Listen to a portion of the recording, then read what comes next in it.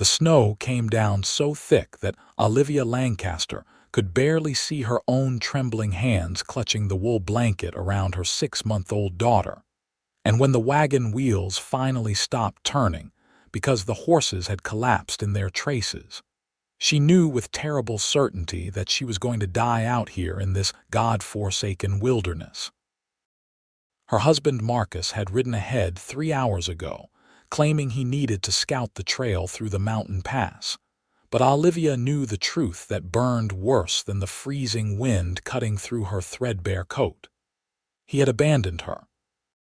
After months of his growing coldness, after the way he had looked at their daughter Emma with something close to hatred, after the whispered arguments about how a baby was too much burden for a man trying to make his fortune in the Colorado gold fields, he had finally done what she had feared he would do.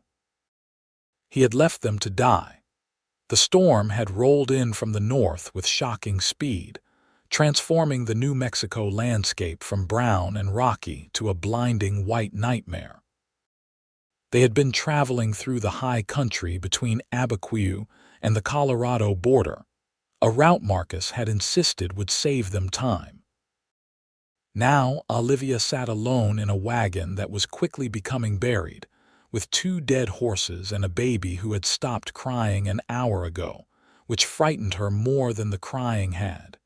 She tried to sing to Emma, but her voice came out as a croak. Her lips were cracked and bleeding from the cold. She had wrapped the baby in every piece of clothing she could spare, until Emma looked like a tiny bundle of rags with just her small red face visible. But even that face was turning an alarming shade of pale. Olivia's own feet had gone numb inside her boots hours ago, and she could no longer feel her fingers. "Please," she whispered to the howling wind, to God, to anyone who might hear.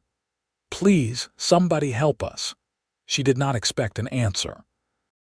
They had not seen another soul on this trail for 2 days, and what kind of fool would be out in weather like this? But then, through the curtain of snow, she saw movement. At first, she thought it was a hallucination brought on by the cold, but the dark shape kept getting closer, resolving itself into the figure of a man on horseback, leading a pack mule behind him. The man was tall in the saddle, wearing a heavy sheepskin coat and a wide-brimmed hat pulled low against the storm. He guided his horse directly to the wagon with the confidence of someone who knew these mountains well.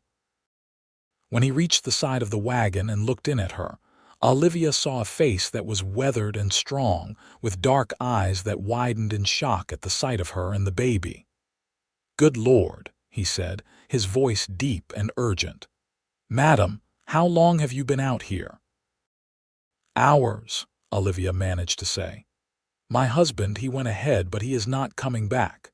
The man's jaw tightened and something fierce flashed in his eyes, but he did not waste time with questions. "We need to get you warm right now. Can you move?" Olivia tried to stand, but her legs buckled. The man did not hesitate.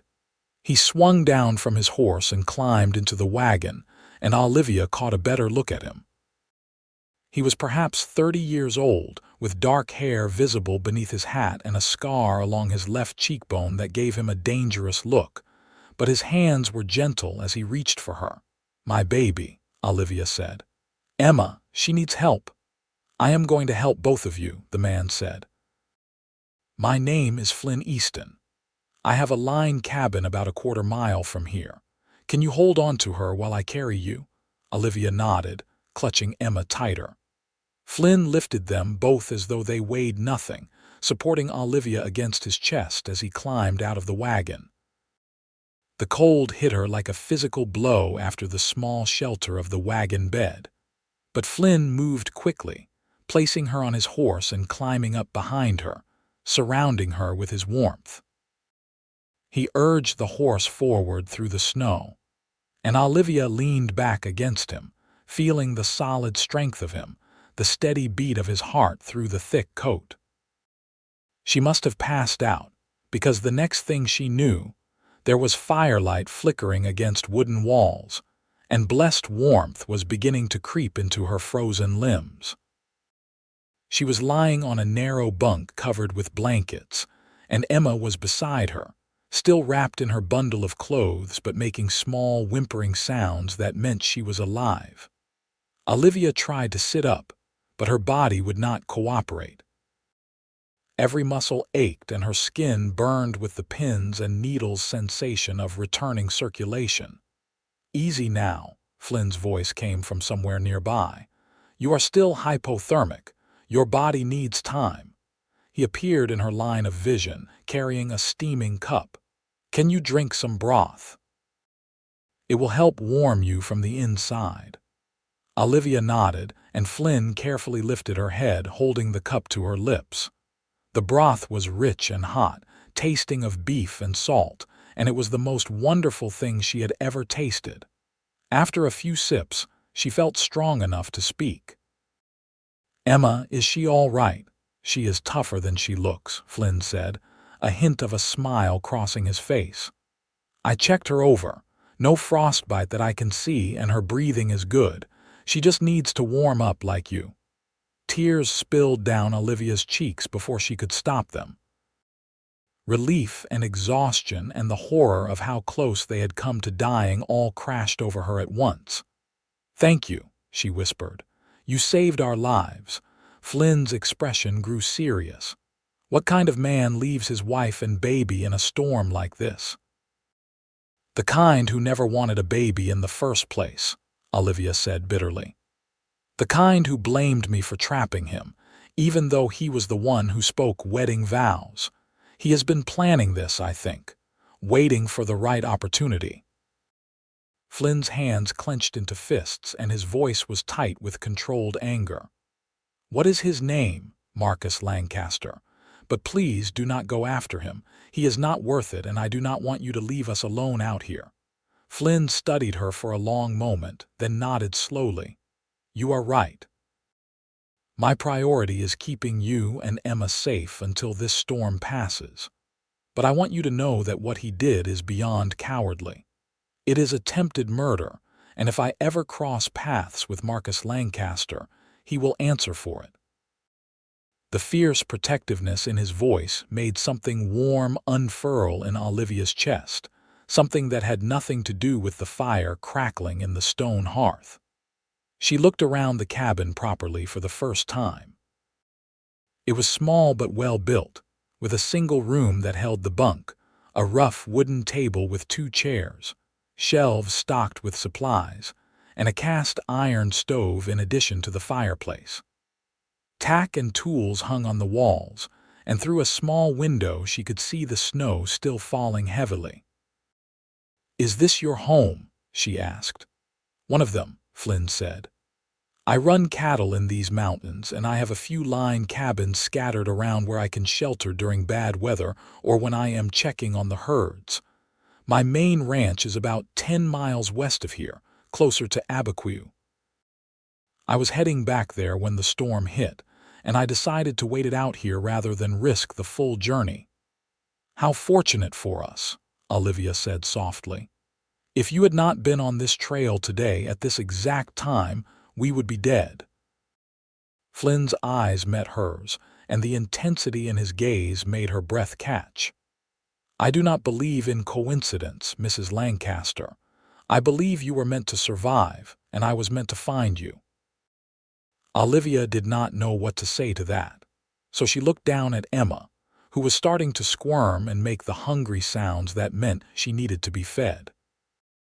"I should tend to her," Olivia said, suddenly aware that she was lying in a strange man's bed in a remote cabin, completely dependent on his goodness. Flynn seemed to sense her discomfort. He stood and turned his back, busying himself at the stove. "I will heat up more broth for you. You need to eat to keep your strength up for her." Over the next hour, Flynn proved himself to be surprisingly capable at caring for them. He brought Olivia food and water. He checked on Emma with gentle competence, and he kept the fire roaring without being intrusive or making Olivia feel uncomfortable. He moved around the small cabin with efficient grace, and Olivia found herself watching him when she thought he was not looking. He was handsome in a rugged way, with strong features and calloused hands that spoke of hard work. But it was more than his appearance that drew her attention. It was the way he handled Emma with such care, the way he anticipated Olivia's needs before she could ask, the way he radiated a quiet strength that made her feel safe for the first time in months. As evening fell and the storm continued to rage outside, Flynn made up a pallet on the floor near the fire. "You and Emma take the bunk," he said. "I will be comfortable down here." "This is your cabin," Olivia protested. "I cannot take your bed." "You can and you will," Flynn said firmly. "You have been through hell today, Mrs. Lancaster, and you need proper rest. I will not hear any arguments." The authoritative tone in his voice should have annoyed her, but instead it made her feel cared for. Marcus had never spoken to her with that kind of protective concern. He had been charming during their courtship, full of pretty words and grand promises, but after the wedding his true nature had emerged. He had been selfish and cold, critical of everything she did, resentful of her needs. Being around Flynn was like breathing fresh air after suffocating in a closed room. "Thank you, Mr. Easton," she said. "For everything." "Call me Flynn," he said. "And you are welcome, Olivia." The sound of her name in his deep voice sent a shiver through her that had nothing to do with the cold. She lay down with Emma nestled against her, and despite everything that had happened, she felt herself relaxing. The cabin was warm, the bed was comfortable, and just a few feet away was a man who had proven he would protect them. It was more than she had dared hope for when she had been sitting in that frozen wagon, waiting to die. She woke several times during the night, each time seeing Flynn by the fire, keeping watch. Once she woke to find him standing by the window, his silhouette dark against the snow-bright landscape, and she wondered what he was thinking. Did he regret taking on the burden of two strangers? Was he making plans to hand them off to someone else as soon as the storm passed? But when morning came and pale light filtered through the window, Flynn greeted her with a warm smile and a plate of biscuits and bacon that he had somehow conjured from his supplies. "The storm is letting up," he said, "but there is at least 2 feet of snow out there, maybe more in the drifts. We will not be going anywhere for a few days." "I am sorry to be such an imposition," Olivia said, bouncing Emma gently as the baby fussed. Flynn shook his head. "You are not an imposition. You are a woman who was dealt a terrible hand by a worthless coward, and I am glad I can help. Besides, I have been alone in these mountains for 2 weeks. The company is welcome." Over breakfast they talked. Flynn told her about his ranch, how he had come to New Mexico territory 5 years ago from Kansas, determined to build something of his own. He had started with a small piece of land and a handful of cattle, and through hard work and careful planning, he had built it into a profitable operation. He ran about 200 head of cattle now, with help from 2 hands he employed during the busy seasons. "It is a good life," he said. "Hard but honest. I wake up every morning knowing that everything I have I earned with my own sweat." Olivia heard the pride in his voice and she admired it. Marcus had always been chasing easy money, the next big scheme that would make him rich without effort. It was what had led them west in the first place, his conviction that he would strike gold and return east a wealthy man. He had not wanted to do the work of mining himself, of course. He had planned to hire men to do the digging while he managed things, spending money they did not have on equipment and supplies. When Olivia had gotten pregnant, he had seen it as a disaster that would drain his resources and tie him down. She told Flynn some of this, the words spilling out of her as though a dam had broken. She told him about the slow unraveling of her marriage, the growing fear she had felt as Marcus became more distant and resentful, the awful realization that he was capable of abandoning his own child. Flynn listened without interrupting, his expression growing darker with each revelation. When she finished, he reached across the table and covered her hand with his. "You deserve so much better than that," he said quietly. "You and Emma both." The touch of his hand on hers was warm and solid, and Olivia felt tears prick her eyes again. "I made such a terrible mistake marrying him. My parents warned me, but I thought I knew better. I thought love would be enough." "You made a decision based on the information you had," Flynn said. "He deceived you. That is on him, not you. And you got Emma out of it, which means something good came from it after all." Olivia looked down at her daughter, who was dozing peacefully against her shoulder, and felt a fierce wave of love. "She is worth everything," she agreed. "I would go through it all again if it meant having her." Flynn smiled, and the warmth in his eyes made Olivia's heart skip. "She is lucky to have you as her mother." The storm blew itself out by midday, leaving behind a landscape transformed into white silence. Flynn bundled up and went out to check on the horses and mule, making sure they had shelter and feed in the small lean-to attached to the cabin. When he came back in, his cheeks were red from the cold and snow dusted his shoulders. "The pass will be impassable for at least a week," he said. "Maybe longer. The snow is deep and there will be more storms. This is just the beginning of winter up here." "What will we do?" Olivia asked, trying to keep the fear out of her voice. She had a little money hidden in her bodice, coins she had saved secretly over the months of her marriage, but it was not enough to survive on for long. She had no family to return to. Her parents had died of influenza 2 years ago, and she had no siblings. She was truly alone in the world except for Emma. Flynn sat down across from her, his expression thoughtful. "I have a proposal for you if you will hear me out." Olivia nodded, her heart beating faster. "My ranch has a main house that is sitting mostly empty. I have been living out of it alone, and there is plenty of room. I need help with the domestic side of things, cooking and cleaning and such. I can manage on my own, but it takes time away from the ranch work. If you were willing to keep house for me, I could offer you and Emma a place to stay, at least through the winter. Room and board plus a salary. It would give you time to figure out your next steps, and it would help me out considerably." Olivia stared at him, hope and caution warring in her chest. "You would trust me in your home. You barely know me." "I know enough," Flynn said.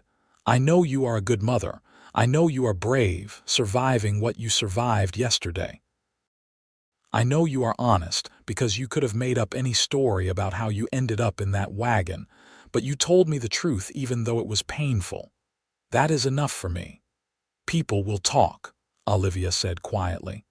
"An unmarried woman living on a bachelor's ranch. My reputation will be in shreds." "Let them talk," Flynn said with a shrug.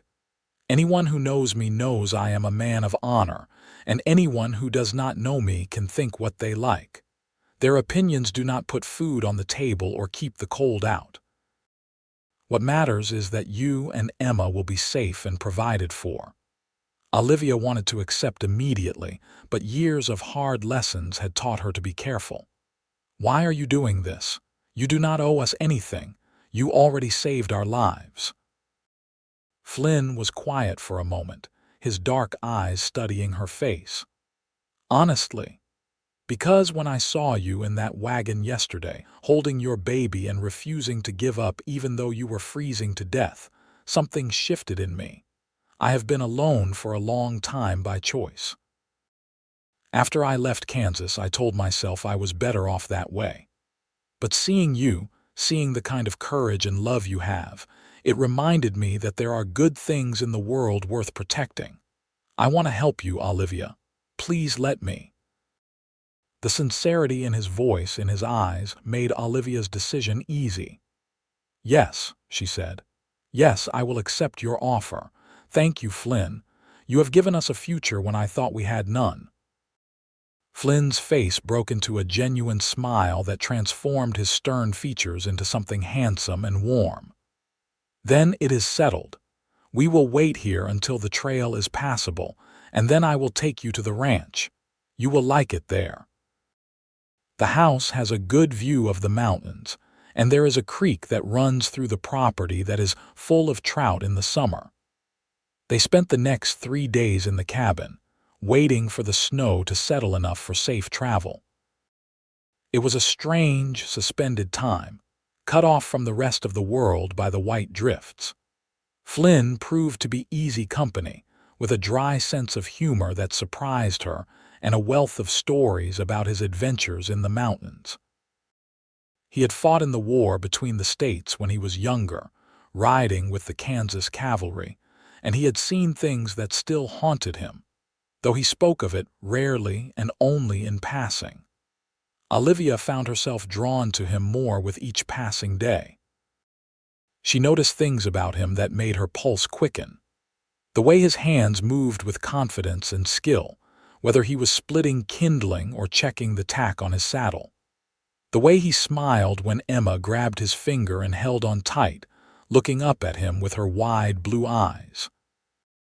The way he looked at Olivia sometimes when he thought she was not paying attention, with an expression that was part wonder and part hunger. She was not naive. She understood what was happening between them, this spark of attraction that was growing into something more substantial with each shared meal and quiet conversation. But she was also cautious. Her marriage to Marcus had only been over for a few days, in the most brutal way possible, and she was not ready to trust her instincts about men again. She had been so wrong about Marcus. What if she was wrong about Flynn too? But Flynn did not push.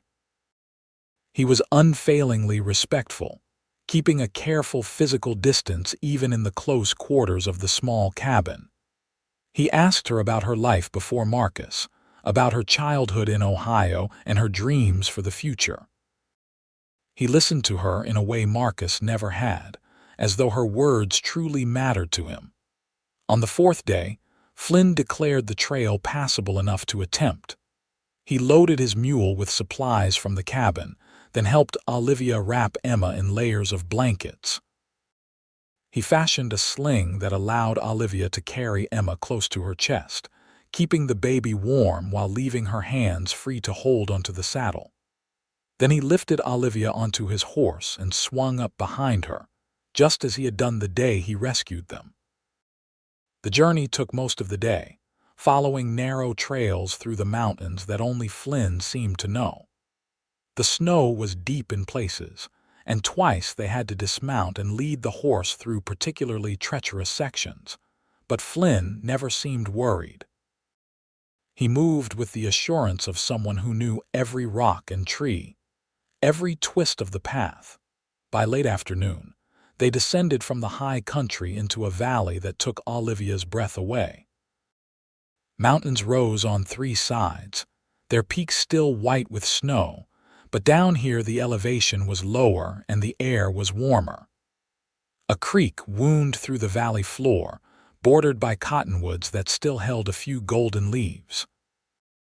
And there, nestled against a rise of land that protected it from the north wind, was a house.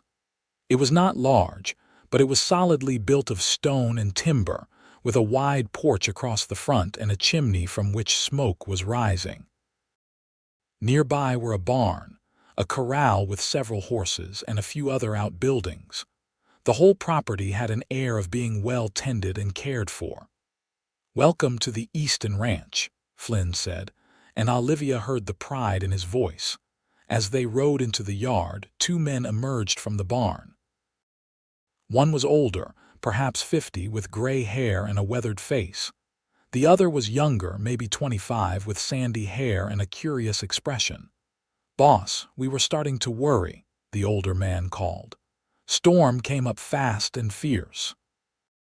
"I rode it out at the line cabin," Flynn said, dismounting. He reached up to help Olivia down, his hands strong on her waist. "And I found these 2 in need of help." Tom, Charlie, this is Mrs. Olivia Lancaster and her daughter Emma. They will be staying on as housekeepers.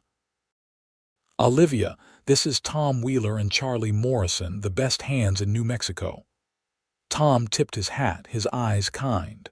Pleasure, madam, Charlie nodded, his gaze curious but polite. Madam. Olivia felt their eyes on her, and she knew they were drawing conclusions about how she had ended up here, but neither man seemed judgmental. Flynn had clearly earned their loyalty, and if he vouched for her, that seemed to be enough for them. Flynn led Olivia to the house, carrying her small bag of belongings that he had retrieved from the wagon before they left the line cabin. Inside, the house was even better than she had hoped. The main room had a large stone fireplace, comfortable furniture, and windows that let in plenty of light. A kitchen area occupied one end, well equipped with a good stove and ample counter space. 2 doors led off the main room to what she assumed were bedrooms. The larger bedroom is yours now, Flynn said, opening one of the doors. I will take the smaller one. There is a bed in there that should work for Emma, or she can sleep with you if you prefer. The bedroom was simple but comfortable, with a large bed covered in a colorful quilt, a dresser, and a rocking chair by the window. It was more space than Olivia had had since leaving Ohio, and tears of gratitude blurred her vision. Flynn, this is too much. I should take the smaller room. No, Flynn said firmly. You and Emma need the space. I am in and out all day anyway. I barely use the bedrooms except to sleep. He showed her the rest of the house, including a small washroom with a pump that brought water inside, a luxury she had not expected. Then he built up the fire and left her to settle in, saying he needed to check on things with Tom and Charlie. Alone in the house for the first time, Olivia sat in the rocking chair and held Emma, looking out the window at the valley and the mountains beyond. Just a few days ago, she had been certain she was going to die. Now she was in a comfortable home, offered employment and safety by a man who seemed too good to be true. It felt like a dream, and she was half afraid she would wake up and find herself back in that frozen wagon. But the weight of Emma in her arms was real, and the warmth of the fire was real, and when Flynn came back an hour later with a basket of eggs and a smile on his face, that was real too. Tom keeps chickens, he explained. Fresh eggs every morning. I thought you might want to make something for supper. The pantry is well stocked, and you should feel free to use whatever you need. Cooking supper in Flynn's kitchen felt strangely domestic and intimate. Olivia found supplies and made biscuits and gravy with salt pork, a simple meal but hearty. Flynn set the table without being asked, and when they sat down to eat, the scene was almost painfully normal. Like they were a family, though they were nothing of the sort. This is delicious, Flynn said after the first bite. I have been living on my own cooking for too long. This is a real treat. It is just biscuits and gravy, Olivia said, but she felt pleased nonetheless. They fell into a routine over the next weeks. Olivia kept the house, cooked the meals, and cared for Emma. Flynn worked the ranch, often leaving before dawn and returning after dark, though he always made time to sit with her in the evenings and talk about the day. Tom and Charlie lived in the bunkhouse and took their meals there, giving Flynn and Olivia privacy that felt both welcome and dangerous. Because with each passing day, Olivia found herself falling deeper under Flynn's spell. She loved the way he played with Emma, making the baby laugh with silly faces and gentle games. She loved the way he brought her small gifts from town when he went for supplies, a bag of peppermint candy or a book he thought she might enjoy. She loved the way he looked at her, with warmth and respect and something deeper that made her skin tingle. And she could tell he was feeling the same pull. She caught him watching her as she moved around the kitchen, his eyes following her with undisguised interest. Sometimes their hands would brush as they passed dishes at the table, and the contact would linger just a moment too long. The air between them seemed charged with unspoken things, a tension that was both thrilling and terrifying. One evening in early December, after Emma had been put to bed, Flynn and Olivia sat by the fire as they often did. Flynn was working on a piece of leather tack, his hands moving with practiced ease, and Olivia was mending one of his shirts. It was a comfortable silence, but Olivia could feel something building between them, something that needed to be acknowledged. "Flynn," she said softly, setting down her sewing, "can I ask you something?" He looked up, his dark eyes meeting hers. "Anything? Why have you never married? A man like you with a ranch like this, you must have had opportunities." Flynn set down the tack and leaned back in his chair, his expression thoughtful. "I suppose I was waiting for the right woman. I grew up seeing my parents together, the way they loved each other. My father worshipped my mother, and she felt the same about him. They were partners in every sense, and they were happy until the day my mother died of fever when I was 15. My father never recovered from losing her. He passed 2 years later, and I always believed it was from a broken heart. I saw what real love looked like, and I made a promise to myself that I would not settle for anything less. I would rather be alone than be with someone who did not feel like the other half of my soul." The raw honesty in his words made Olivia's breath catch. "That is beautiful," she whispered. "And rare. Most people settle for what is convenient or expected." "Like you did with Marcus?" Flynn asked gently. Olivia nodded, feeling the old shame rise up. "I thought I loved him. I thought the way he made me feel during our courtship, that excitement and attraction, was love. But it was not. It was infatuation, and it burned away quickly once real life set in. I learned that love is not about pretty words and grand gestures. It is about showing up every day, about choosing someone even when things are hard. Marcus never learned that lesson. He was only interested in me when I was easy and convenient." Flynn leaned forward, his eyes intense on hers. "Olivia, I need to tell you something, and I do not want you to feel pressured or uncomfortable. If you want me to stop talking, just say the word and we will never speak of this again." Olivia's heart was pounding. "Go on." "I think I am falling in love with you," Flynn said, his voice low and rough. "I know it is too soon. I know you have been through hell and you need time to heal. I know I should not be saying this when you are living under my roof and dependent on me for support. But I cannot keep pretending that what I feel for you is simple kindness or friendship. It is more than that. You are more than that. You are brave and kind and beautiful, and when I am with you, I feel like I have finally found what I have been searching for all these years." Tears were streaming down Olivia's face, but they were not tears of sadness. They were tears of joy and relief and fear all mixed together. "Flynn, I feel it too. I have been so scared to admit it, even to myself. I was so wrong about Marcus, and I do not trust my own judgment anymore. But when I am with you, I feel safe in a way I have never felt before. I feel seen and valued.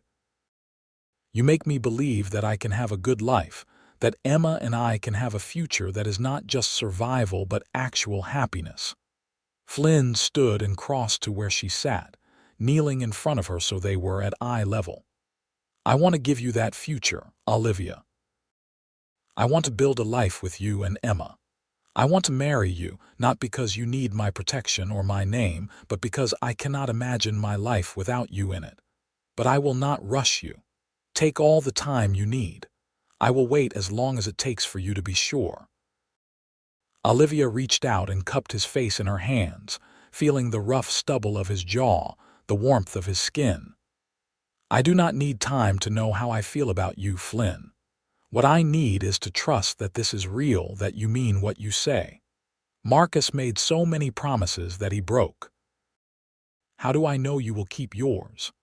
"Because I am not Marcus," Flynn said, his voice fierce. "I am a man who keeps his word.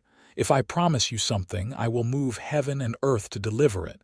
And I promise you this, Olivia Lancaster. I will love you and Emma for the rest of my life. I will work every day to earn your trust and make you happy. I will never abandon you or betray you. And if you give me the honor of becoming my wife, I will spend every morning thanking God that you said yes." Olivia leaned forward and kissed him, a soft press of lips that felt like coming home.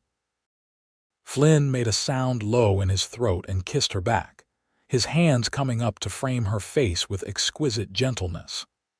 The kiss deepened, becoming more passionate but never losing that undercurrent of tenderness that made Olivia's heart ache in the best possible way. When they finally pulled apart, both of them were breathing hard. Flynn rested his forehead against hers, his eyes closed. "Marry me, Olivia," he whispered. "Please." "Yes," she whispered back. "Yes, I will marry you." The smile that spread across Flynn's face was like the sun breaking through clouds. He kissed her again, then pulled her into his arms, holding her close. Olivia rested her head on his shoulder and felt the solid beat of his heart. And for the first time since Marcus had ridden away into the storm, she felt complete peace. They were married 3 weeks later in Abiquiu, in a small church with Tom and Charlie as witnesses. Olivia wore a simple dress that Flynn had bought for her from the general store, a soft blue wool that brought out the color of her eyes. Flynn wore his best suit, and he looked so handsome that Olivia could barely breathe when she saw him standing at the altar waiting for her. The ceremony was simple but meaningful. When the preacher asked Flynn if he would love and cherish Olivia, his "I will" rang out strong and clear, a vow that resonated in Olivia's bones. And when she made her own vows, looking into Flynn's dark eyes, she meant every word with a conviction she had never felt with Marcus. After the ceremony, they had a small celebration at the ranch. Tom had made a cake, which was lopsided but delicious, and Charlie played the fiddle, filling the house with music. Emma sat in Olivia's lap, clapping her hands to the rhythm, and Olivia looked around at these people who had become her family and felt a swell of gratitude so strong it brought tears to her eyes. That night, after Tom and Charlie had retired to the bunkhouse, and Emma was asleep in her crib, Flynn carried Olivia to their bedroom now, not his and hers separately, but theirs together. He set her down gently on the bed and looked at her with such love and desire that Olivia felt beautiful and wanted in a way she never had before. "Are you sure?" Flynn asked, his voice rough. "If you need more time, I understand." "I am sure," Olivia said, reaching for him. "I have never been more sure of anything." He made love to her with exquisite patience and care, learning her body as though it was precious territory to be explored and cherished. It was nothing like the hurried, selfish encounters she had endured with Marcus. Flynn made her feel worshipped, adored, and when she finally shattered in his arms, crying out his name, she understood for the first time what it meant to be truly joined with another person. Afterward, they lay tangled together, Flynn's arms around her and Olivia's head on his chest. She could hear his heartbeat, strong and steady, and she traced patterns on his skin with her fingertips. "Thank you," she whispered. Flynn tilted her face up to his expression puzzled. "For what?" "For finding us in the storm, for building us a fire, for giving us a future." Flynn kissed her softly. "You gave me a future too, Olivia. I did not realize how lonely I was until you and Emma filled this house with life. You saved me as much as I saved you." They fell asleep like that, wrapped around each other, and Olivia slept better than she had in years. The winter passed in a haze of happiness. Olivia thrived in her new role as Flynn's wife, and she took joy in making their house a real home. She sewed curtains for the windows and braided rugs for the floors. She planted herbs in pots on the windowsill and learned to make bread the way Flynn liked it, crusty on the outside and soft within. Emma grew and thrived, learning to crawl and then to pull herself up on furniture, always under the watchful and adoring eyes of her mother and stepfather. Because that was what Flynn had become to Emma. He did not hesitate to introduce her as his daughter, and he treated her with all the love and devotion of a biological father. He was the one who walked the floor with her when she was teething. He was the one who made her laugh with silly songs, and he was the one who tucked her in every night with a kiss on her forehead. "She is mine in every way that matters," he told Olivia one evening. "Blood does not make a family. Love does." In February, they had a scare when word reached them through a trader that Marcus Lancaster had been found dead in a Colorado mining camp, killed in a dispute over a card game. The news should have upset Olivia, but instead she felt only a distant sense of relief. Emma would never have to know that her biological father had tried to kill her. She would grow up knowing only Flynn, a man who had proven his love and loyalty 1,000 times over. Spring came to the valley in a rush of green and warmth. The creek swelled with snowmelt, and wildflowers covered the meadows in brilliant colors. Flynn hired extra hands for the spring roundup, and the ranch was busy with the work of branding calves and checking fences and moving cattle to fresh pasture. Olivia helped where she could, and she loved being part of the operation, feeling like a true partner in Flynn's life. In May, on a warm evening when the sun was setting behind the mountains in a blaze of gold and pink, Flynn found Olivia sitting on the porch, watching Emma toddle around the yard under Tom's indulgent supervision. "I have something for you," Flynn said, sitting beside her and taking her hand. He pressed something into her palm, and when Olivia looked down, she saw a delicate gold ring set with a small but perfect sapphire. "It was my mother's," Flynn said softly. "My father gave it to her on their 10th anniversary. I want you to have it, not to replace your wedding ring, but as a symbol of the life we are building together. A life that is ours, not defined by the past, but by the future we are creating."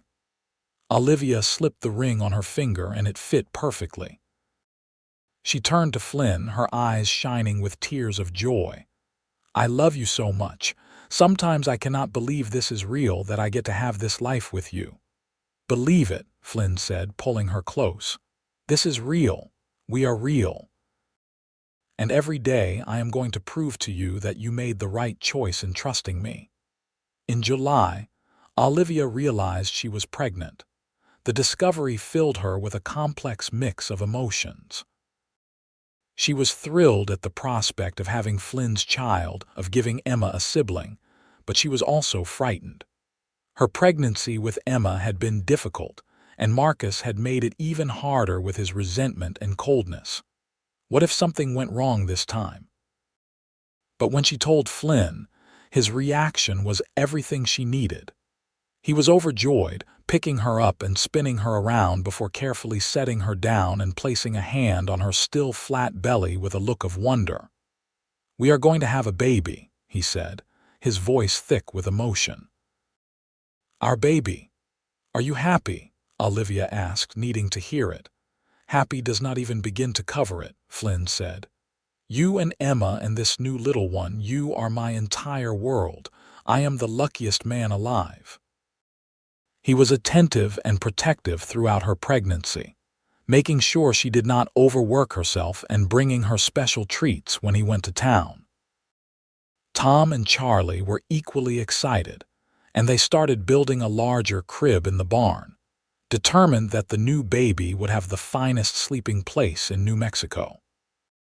Emma was walking and talking by then, her vocabulary consisting mostly of mama and papa and horse, and she seemed to understand that something special was coming.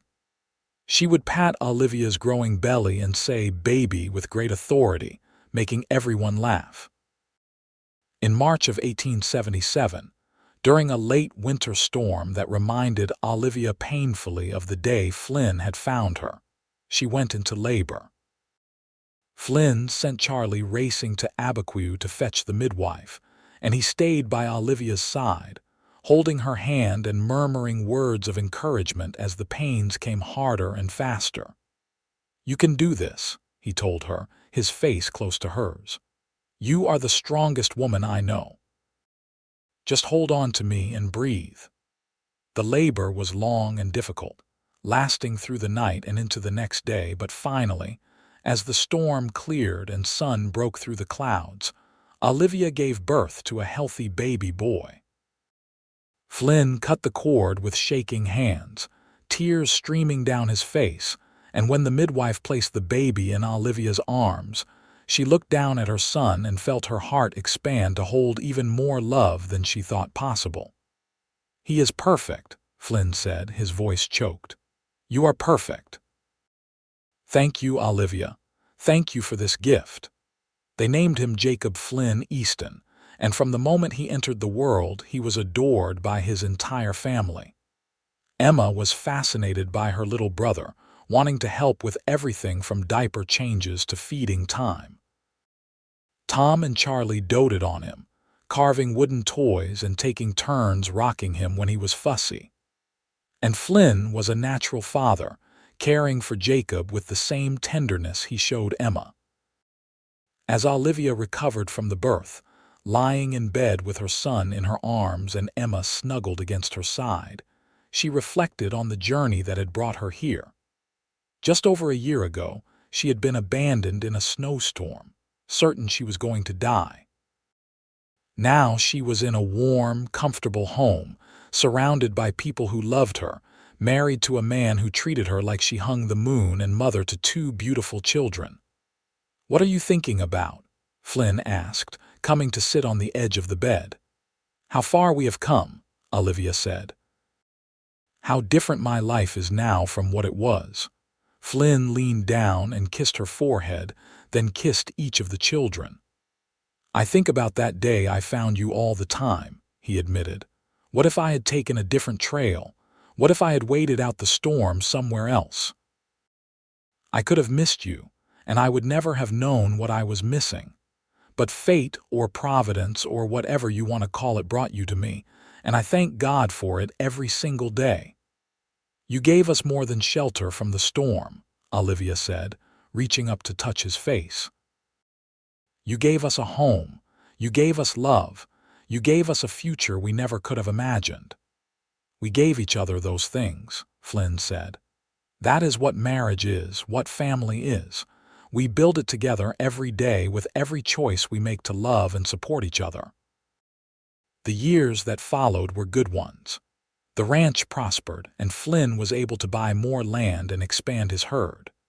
Tom and Charlie stayed on, becoming honorary uncles to the growing Easton family.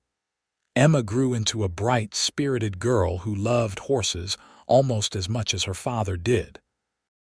Jacob was a happy, sunny child who followed Flynn around the ranch from the moment he could walk, determined to do everything Papa did. In 1879, Olivia gave birth to another daughter, whom they named Sarah Rose. She had Flynn's dark eyes and Olivia's blonde hair, a beautiful combination that made everyone who saw her stop and stare. Emma and Jacob welcomed their sister with enthusiasm, and the house was filled with the noise and chaos and joy of three young children. Flynn proved himself to be the kind of father every child deserved. He was patient and playful, firm when he needed to be, but always fair. He taught Emma to ride when she was 5, sitting behind her on his gentlest horse and holding her steady until she got her confidence. He taught Jacob the names of every plant and animal on the ranch, passing on his knowledge of the land. And he rocked Sarah to sleep every night, singing old cowboy ballads in his deep voice until her eyes drifted shut. Olivia watched him with their children and fell more in love with him every day. He had not just taken on Emma as his own daughter, he had made that promise real in 1,000 small ways. Emma never knew that Flynn was not her biological father. To her, he was simply Papa, the man who loved her unconditionally and would do anything for her. On a spring evening in 1880, as they sat on the porch watching the sunset and listening to the children play in the yard, Olivia took Flynn's hand and laced her fingers through his. "You remember what you said to me the night you proposed?" she asked. Flynn thought for a moment, then smiled. "I said a lot of things that night. Which part? You said you would work every day to earn my trust and make me happy. You said you would spend every morning thanking God that I said yes." "I remember," Flynn said softly. "And I have kept that promise, have I not?" "You have exceeded it in every possible way," Olivia said, her voice thick with emotion. "Flynn Easton, you are the best man I have ever known. You saved my life that day in the storm, but you did so much more than that. You showed me what real love looks like. You gave me a family and a home and a life I treasure more than anything. I want you to know that every day I wake up grateful that fate brought us together." Flynn pulled her close, kissing the top of her head. "I feel the same way, my love. Finding you and Emma was the best thing that ever happened to me. Building this life with you has been my greatest joy and my proudest accomplishment." They sat in comfortable silence for a while, watching as the sun sank below the mountains and the first stars began to appear in the darkening sky. Tom came out to round up the children for supper, and soon the house was filled with the sounds of family, laughter and chatter, and the clatter of dishes being set on the table. As Olivia served the meal she had prepared, looking around at the faces of the people she loved most in the world, she felt a deep sense of contentment settle over her. This was what happiness looked like. Not a perfect life without hardship or challenges, but a life filled with love and purpose and people who showed up for each other every single day. After the children were in bed that night, Flynn and Olivia stood together at the window of their bedroom, looking out at the valley bathed in moonlight. Flynn's arms were around her from behind, and Olivia leaned back against his solid warmth. "What do you think the future holds for us?" Olivia asked. "More of this," Flynn said simply. "More love, more laughter, more memories. Watching our children grow up and make their own way in the world, growing old together in this house we have built. That is all I need, Olivia. As long as I have you by my side, I have everything." Olivia turned in his arms and kissed him, pouring all her love and gratitude into the gesture. When they finally pulled apart, she rested her head against his chest and listened to the steady beat of his heart, that same heartbeat that had comforted her on the worst day of her life and had been her anchor ever since. The years continued to pass, bringing both challenges and triumphs. There were hard winters and dry summers, cattle that needed doctoring and fences that needed mending, the endless work of keeping a ranch running. But through it all, Flynn and Olivia faced everything together, their partnership growing stronger with each obstacle they overcame. Emma grew into a beautiful young woman with her mother's kindness and her stepfather's strength. She married a good man in 1892, a rancher from a neighboring spread who loved her fiercely and treated her with respect. Flynn walked her down the aisle with tears in his eyes, and when he placed her hand in her husband's, he whispered a warning that if he ever hurt her, he would answer to her father. But he could see the love in the young man's eyes, and he knew Emma would be happy. Jacob took over more and more of the ranch operations as Flynn got older, proving himself to be as capable and hardworking as his father. He had a gift with horses, and he started a breeding program that brought in additional income and reputation to the Easton name. He married a schoolteacher from Abiquiu, a smart, spirited woman who gave them 3 grandchildren and fit into the family as though she had always been there. Sarah, the baby of the family, was the artistic one. She loved to draw and paint, capturing the beauty of the New Mexico landscape on canvas. Flynn built her a small studio on the property where she could work, and her paintings started to sell in galleries in Santa Fe. She eventually married a fellow artist, and they split their time between the ranch and the city, always coming home for holidays and special occasions. As Flynn and Olivia entered their later years, they spent more time simply enjoying each other and the life they had built. They would sit on the porch in the evenings, watching the sunset and talking about the past and the future. Flynn's hair turned gray, and lines appeared around Olivia's eyes, but to each other, they were still the young people who had fallen in love in a mountain cabin during a snowstorm. "Do you have any regrets?" Flynn asked her one evening in the summer of 1905. They were both in their 60s now, grandparents many times over, still living in the house that had become the center of a sprawling family. Olivia thought about the question seriously, as she always did with Flynn. "Not about the important things," she said finally. "I regret the pain that Marcus caused, the fear and hurt of that time, but if I had not gone through that, I would never have met you. So even the bad parts led to something good." "I have no regrets at all," Flynn said firmly. "Every choice I made led me to you. Every hardship I endured prepared me for the moment I saw you in that wagon, holding Emma and refusing to give up. I would not change a single thing about my life, because it gave me you and our family."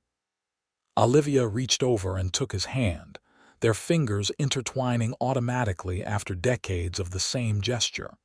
"You kept your promise, you know. Every single promise you made to me that night you proposed. You loved me and protected me and made me happy every day. You gave Emma your name and your heart without reservation. You built a life with me that exceeded my wildest dreams." "It was the easiest promise I ever kept," Flynn said, lifting her hand to his lips and kissing it. "Loving you has been the greatest privilege of my life." They sat together as the sun set, painting the sky in shades of orange and pink and purple, the same sky that had watched over them for all these years. In the distance, they could hear the sounds of their grandchildren playing, the next generation of Eastons growing up on this land that Flynn had carved out of the wilderness. "Tell me again," Olivia said softly. "Tell me about the day you found us." Flynn smiled, recognizing this for what it was. They had told the story so many times over the years, to their children and grandchildren, but it never got old. It was their origin story, the beginning of everything good in their lives. "The snow was coming down so thick I could barely see," Flynn began, his voice falling into the familiar rhythm of the tale. "I was heading to the line cabin, thinking I would wait out the storm there, but something told me to check the pass trail first, even though it was out of my way. I almost did not listen to that instinct. I almost went straight to the cabin, but I turned my horse north and there you were." "I thought I was hallucinating," Olivia said, picking up the story. "I had given up hope. I was holding Emma and praying for a miracle, but I did not really believe one would come. Then I saw you through the snow, like something out of a dream." "You were the bravest thing I had ever seen," Flynn said, his voice rough with emotion even after all these years. "Half frozen, abandoned by the man who was supposed to protect you, but still fighting to keep Emma warm, still refusing to give up. I knew in that moment that you were someone special, someone worth saving." "You did more than save us," Olivia said, tears sliding down her cheeks. "You gave us a life." "We gave each other a life," Flynn corrected gently, wiping away her tears with his thumb. "That is the truth of it, Olivia. Yes, I found you in that storm and brought you home, but you found me too. You brought warmth and love and purpose into my life." You made this house a home. You gave me children and grandchildren and a reason to wake up grateful every morning. We saved each other, my darling." Olivia leaned over and kissed him, a soft, sweet kiss that still made her heart flutter after more than 25 years of marriage. "I love you, Flynn Easton. I will love you until my last breath and beyond. And I love you, Olivia Easton, in this life and whatever comes after."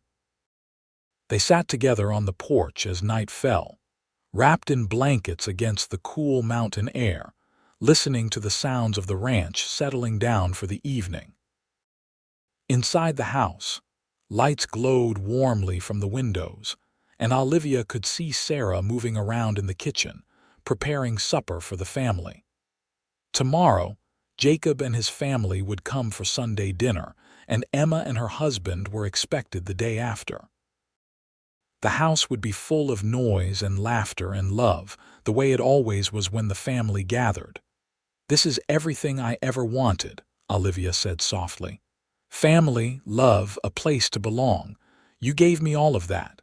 We built it together," Flynn reminded her. "Every day, every choice, every challenge we faced. This is ours, Olivia. The life we created from that terrible day in the snow. We took the worst moment and turned it into decades of happiness." As the stars began to appear overhead, the same stars that had watched over them through all the years of their marriage, Olivia thought about the journey that had brought her to this moment. She thought about the young woman she had been, abandoned and terrified in a snowstorm, certain she was going to die. She thought about the cowboy who had found her and built her a fire, warming not just her frozen body but her frozen heart. She thought about all the moments that had followed, the proposal by the fire, the wedding in Abiquiu, the births of their children, the laughter and tears and everyday miracles that made up a life. She had been abandoned in a snowstorm with her baby, left to die by a man who had promised to love her. But Flynn Easton had found her. He had built them a fire to survive the night. And then he had built them a future, a beautiful, love-filled future that had exceeded everything she had ever hoped for. That was the true miracle, Olivia realized. Not just that Flynn had saved her life that day, but that he had kept saving it every day since. With his love, his loyalty, his unwavering commitment to the family they had created together. He had shown her what real love looked like, and she had shown him the same in return.